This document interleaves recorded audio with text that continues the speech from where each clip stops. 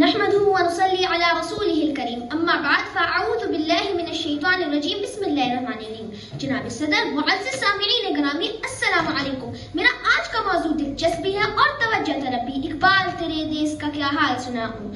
جناب صدر، جب سے ہوش سنبھالا یہ سنتے آئے، وطن عزیز اقبال کا خواب اور قائد کی انتھک جدوجہد کا حاصل ہے.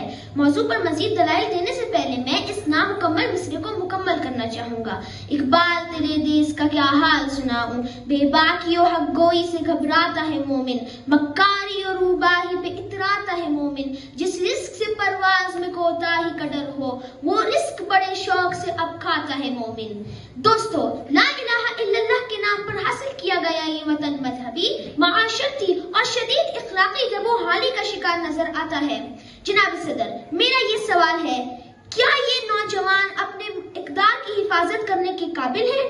وہ نوجوان جو ٹک ٹاک کی دنیا میں گم ہیں، جنہیں نہ دین کا ہوش ہے نہ دنیا کا، کردار کا، گفتار کا، اعمال کا مومن، قائل نہیں ایسے کسی جنجال کا مومن، سرحد کا ہے مومن کوئی پنجاب کا مومن، ڈھونڈے سے بھی نہیں ملتا ہے قرآن کا مومن.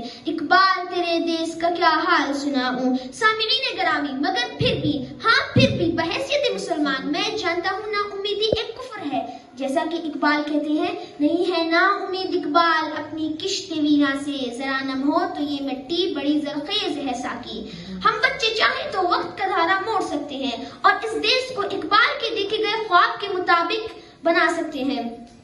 آخر میں بس اتنا کہنا چاہوں گا، سکوت میں چھپے درد کی کہانی ہے، ہر گلی میں بکھری ہوئی پریشانی ہے، آنسوؤں کی بوندے خوابوں کی مٹی، محبت کی زمین پر ہے خالی زندگی. آؤ ہم سب مل کر نئی صبح کا خواب بنائیں، محبت کی روشنی سے سب کو جگمگائیں، ہر دل میں ہو امن، ہر لب پر ہو دعا، مل کر چلیں گے سب، ساتھ ہو یہ وعدہ. شکریہ.